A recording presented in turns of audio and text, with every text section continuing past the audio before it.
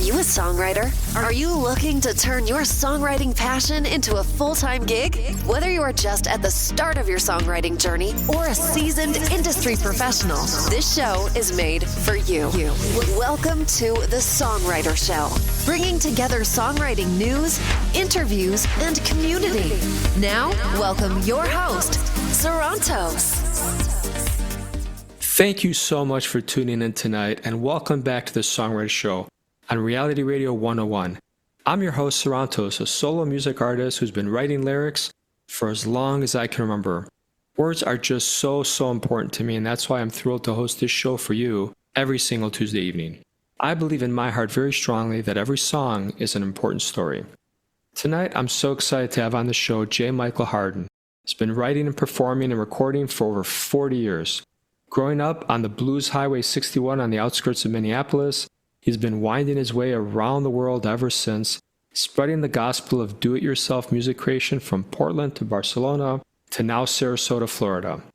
And now, welcome this week's special guest. Welcome to the show. How are you, man? I'm doing very well. Thanks for having me. You're welcome. So thanks for being on the show. And tell us a little bit about yourself, man. What instrument you play? When did you get started? Well, my main instrument is the guitar, but I also play alto sax, bass, some keys. I play the drums and a little bit of harmonica. I kind of just, because I'm mostly just recording myself, I just thought, well, it's easier if I know how to play all the instruments, then I don't have to ask anybody else to do it. So that is so true. But I think mainly the guitar, though. That's what I've been playing since I was, about 16 or 17, something like that. Started off on trumpet in, elementary school, and then I kind of can still play that, but only for about 10 or 15 minutes at a time before my lip just totally blows out. So. All right. So tell us a little bit about your songwriting process. How do you make the magic, man? Well, I do have kind of a process that seems to work for me. In general, I usually have the music before the words. And so, on any given session or I'll start off with a little beat, and then just a really basic beat on the fake drums, like, Easy Drummer or whatever. And sometimes I'll, listen to a song that I like or think, okay, I want to try to do just a straight rock and roll song, or let's try some, R&B or think of a style, listen to a couple songs to get inspired. And then I'll lay down a little basic beat, try to come up with a guitar part, or it might just be some scratch parts that have just a chord progression or a riff or something like that. Then I'll put the mic up and just kind of start vocalizing, maybe just nonsense words. And what I find is that sometimes when I'm doing that, a couple of lines will come to me that I can sort of attach to, and then, just kind of build a theme around that and just, let it run its course. My theory is try not to second guess myself, and don't overthink it too much, and just kind of let it happen and follow the path that the song is sort of setting out for me, and yeah, come hell or high water, I kind of just try to just follow it through, and usually it comes out pretty good. So all right, how do you figure out if you're going to release a song out into the world? Do you have any confidants, or who do you run it by, or how do you figure that out? No, I think I'm just kind of do it on my own. I have a lot of musicians friends in my life. Maybe it's a personality defect, but to some degree, I feel like if I'm trying to get somebody else to say they like it or not, then it sort of muddies the water a little bit.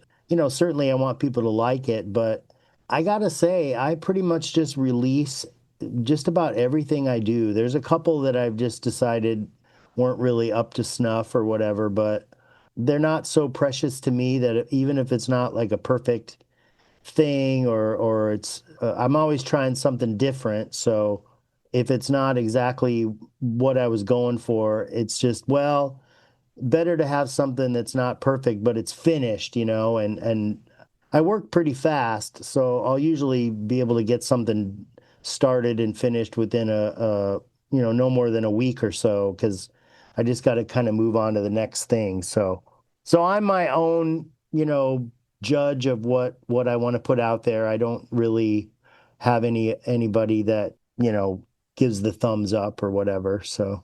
Who inspires you? Boy, that's a good question. I have a quite a wide variety of musical tastes, and I think, if I had to say one person that really inspires me to sort of do my own thing is a guy named Alex Chilton, who I really love, that was he was first, in the Box Tops, the Letter, and when he was a teenager. And then he went on to be in the band Big Star, and just really two or three records that they did were amazing. But he followed his own path and, kind of just did what he wanted to do, never really sought out, big commercial, you know, the path. He did a lot of different kinds of songs and things that he liked, but a really great guitar player and great singer and a great writer. And also the choices of covers that he does, I think are pretty inspiring too. So if I had to pick one person, that would be somebody that I always go back to, is Alex Chilton. Is your family musical at all? And when I grew up in Minnesota, and I was adopted, but my grandfather, my maternal grandfather, played the organ, and he actually played in bands like when he was in North Dakota. And I have very fond memories of being around with the family, gathering around the organ, and Grandpa Dave would, belt out a few songs, and we'd all sing along. My parents loved music, and I had a lot of music in my life, but they tended towards they were the big band era, so they got to go see like Harry James and Count Basie and things like that back in the day when they had the big ballrooms and you'd go dancing and stuff. So I grew up with a lot of kind of big band stuff, and my dad was a fan of, country stuff like Roy Clark and things like that. But I'm the only person that plays a musical instrument in my immediate family. My biological mom, Charlene, I have two half sisters and I met them when I was in my 20s. And one of my sisters is she played the bass and she's a good singer. So I guess it's that nature versus nurture kind of thing, where I found out later in life that actually some of the people in my biological family had this sort of proclivity, I guess, to be artistic. And my birth mom was a writer, as a hobby and that kind of thing. So I'm like, oh, now it kind of makes sense. So it's in my blood, but not necessarily in my environment. So.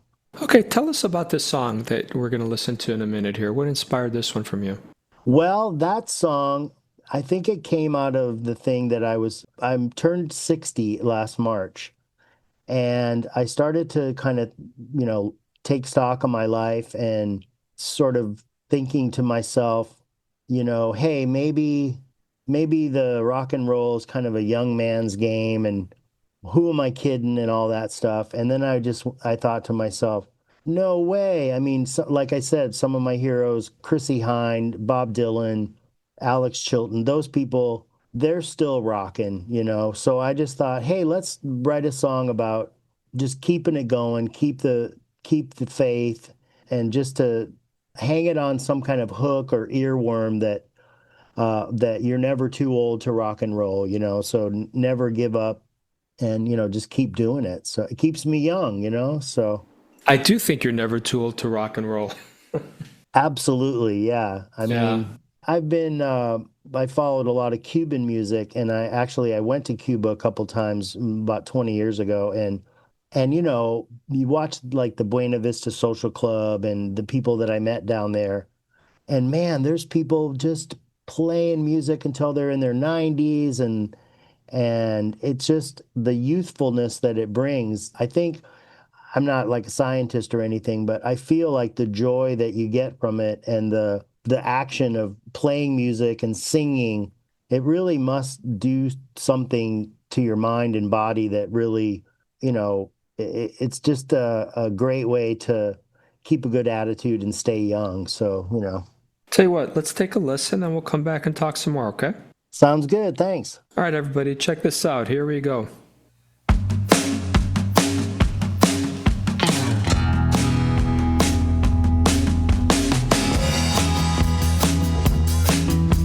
Some folks say that I'm over the hill.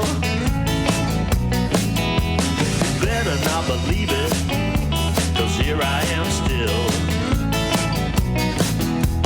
Tripping and spitting, banging on my old guitar. Though time takes its toll, you're never too old to rock and roll. You're never too old to rock and roll.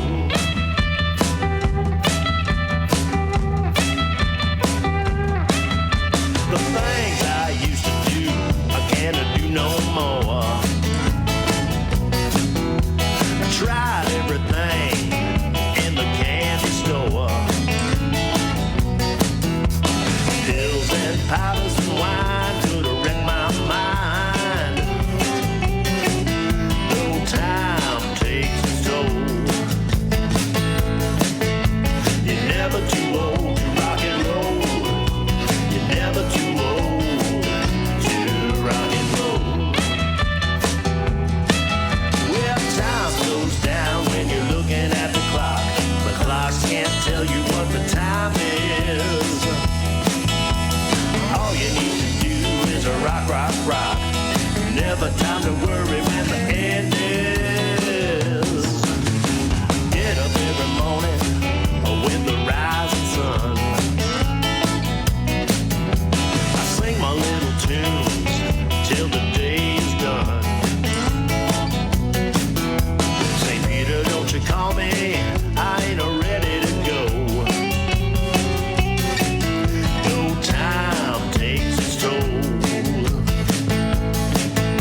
you're never too old to rock and roll. You're never too old to rock and roll.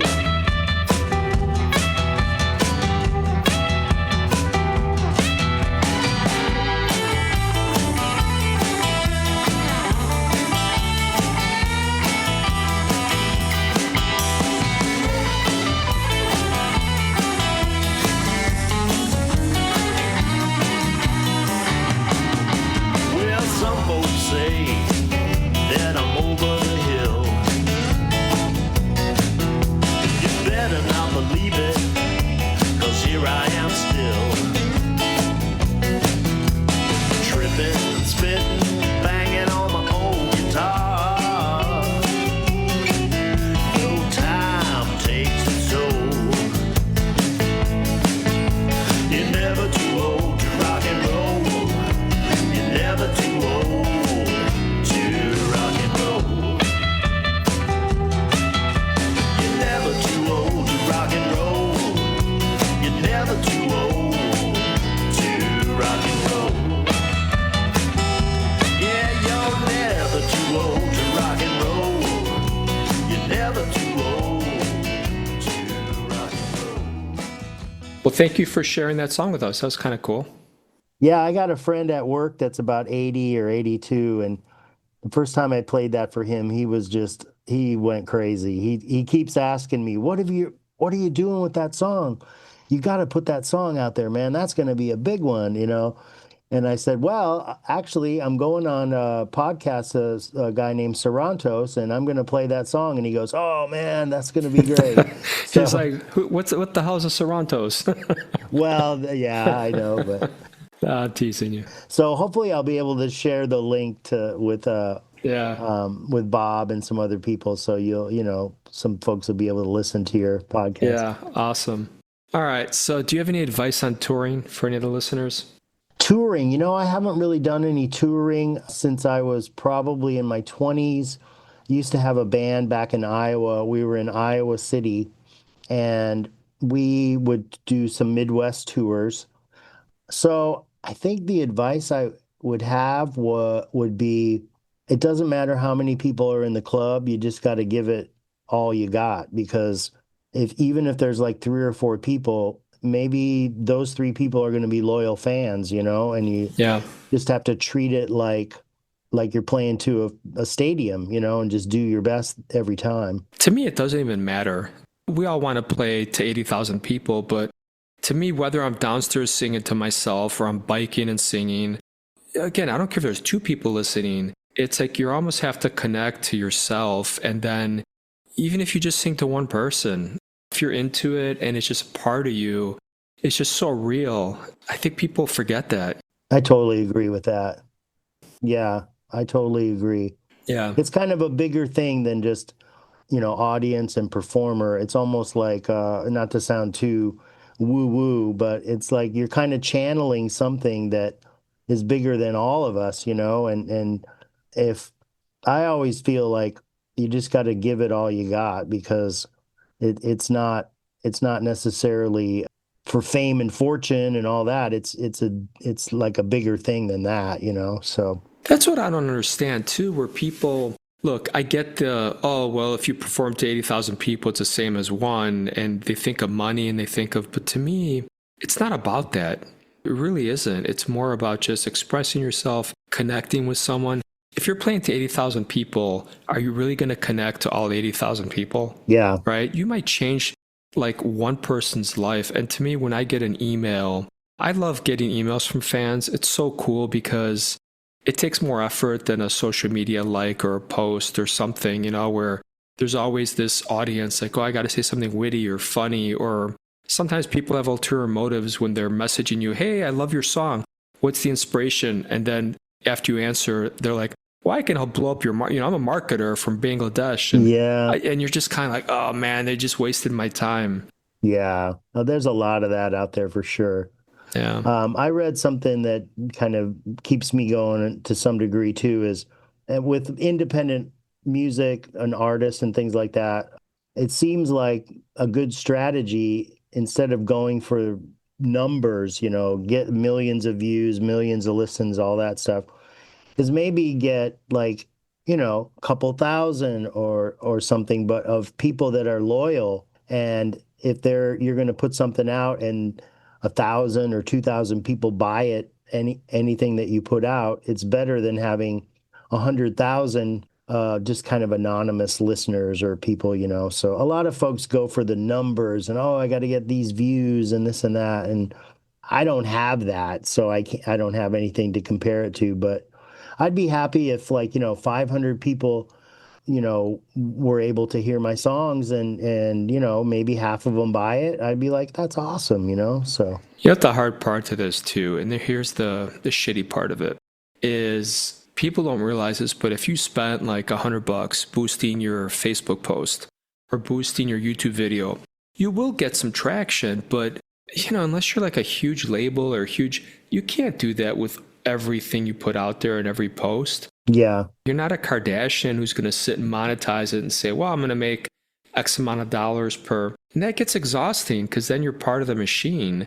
Are you really getting engagement? No, you're getting some bots.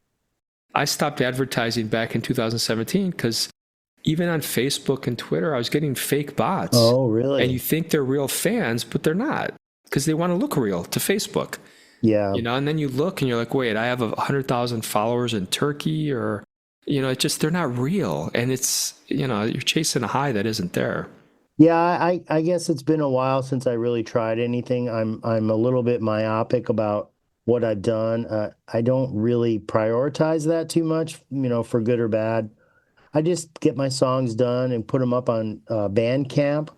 Yeah. And I don't even have Facebook or Instagram anymore because last year after the elections, I just decided I didn't really want to participate in, after Zuckerberg kind of bent the knee.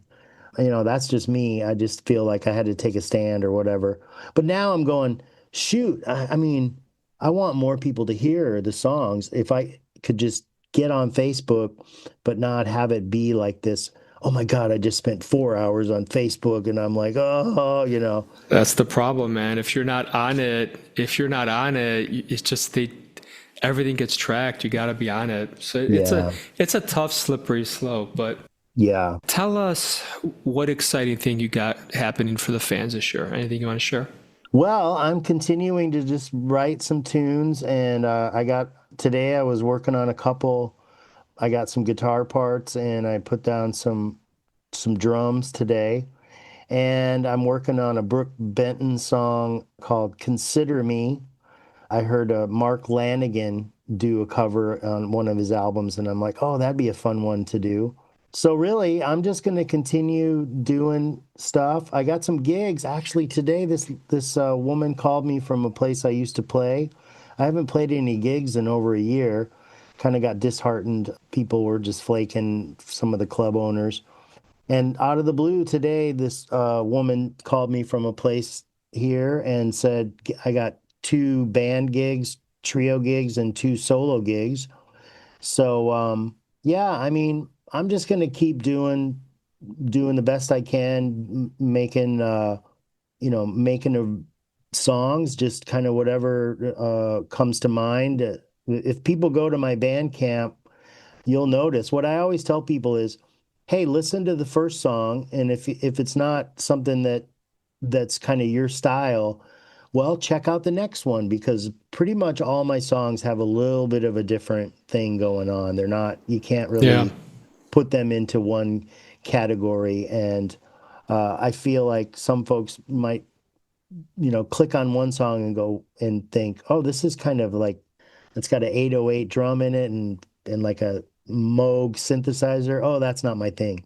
But then the next song is like an acoustic thing with like dobro slide, so Sure. they're all a little bit different, because I just have to keep exploring different sounds and different landscapes, so. All right, man. Tell us where people can buy your stuff, stream it. Where can they find you? If you put J. Michael Harden into YouTube, there's a lot of albums up that were put up there when I cut through CD Baby. I put up several albums and singles with them. So YouTube, or just even Google J. Michael Harden music, and you can find a lot of different stuff. Probably the one that I would recommend is to go to the Bandcamp page, because I haven't been doing CD Baby every time. So it's my name, jmichaelharden.bandcamp.com. And that'll get you the latest. I mean, I would say on average, every couple weeks, I got a new song up there. So everything from about 10 years ago, I think I started putting stuff on Bandcamp, and the first albums I did were done on my phone with GarageBand. And then I started learning more about mixing, and I got a lot better equipment. And I feel like the quality of the sound quality of the mixes are definitely getting better, and so that's fun. I love mixing. I've told people sometimes I feel like I'm writing and recording a song just so I can mix it, because it's so much fun. I just get to geek out on the mix, so. That's awesome, man. All right. I want to thank you so much for being with us tonight, man. Okay, well, thanks a lot, Sarantos. I really appreciate it, and I wish you all the best for the year. You too, man. And thank you to the fans for spending a little bit of your time with us tonight. Thank you, thank you, thank you. If you're a songwriter with a story to share, we'd love to hear from you. Go over to songwritershow.com. To all the other listeners, I hope this episode's inspired you to explore your own stories through music. Have a great night. I love you all.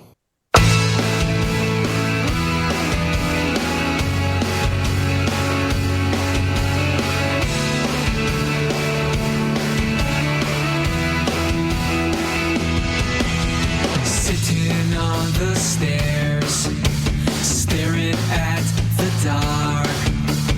Wonder if I made a mistake from the very start. It seemed so right.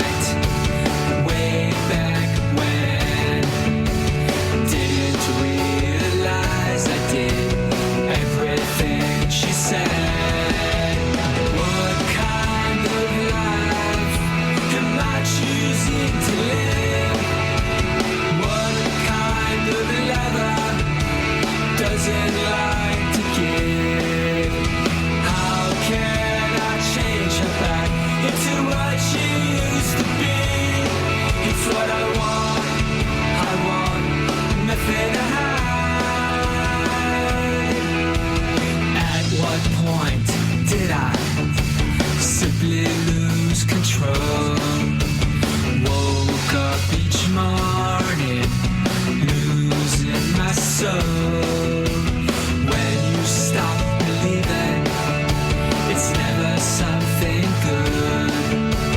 When you start to wonder, that's when you should.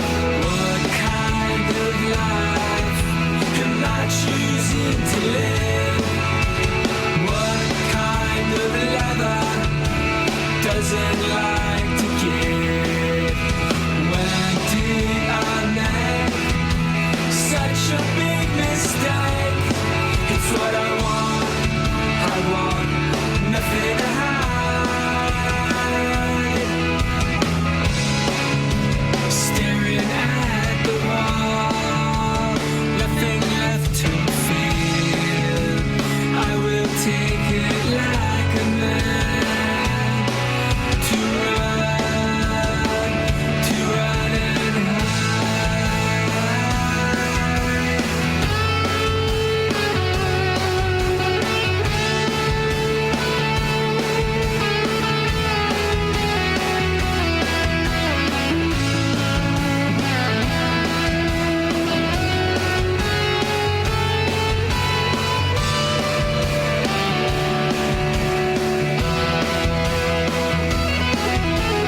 What kind of life am I choosing to live?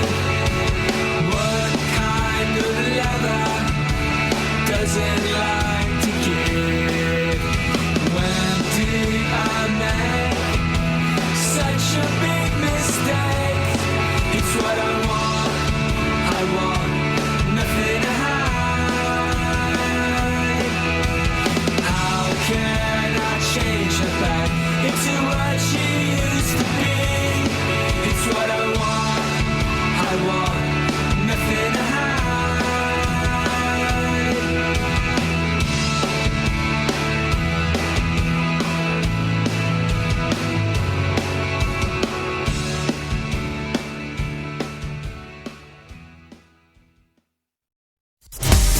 Thank you for listening to The Songwriter Show. To keep the momentum going, head over to www.songwritershow.com and join our free music community of artists, songwriters, and producers. That's www.songwritershow.com.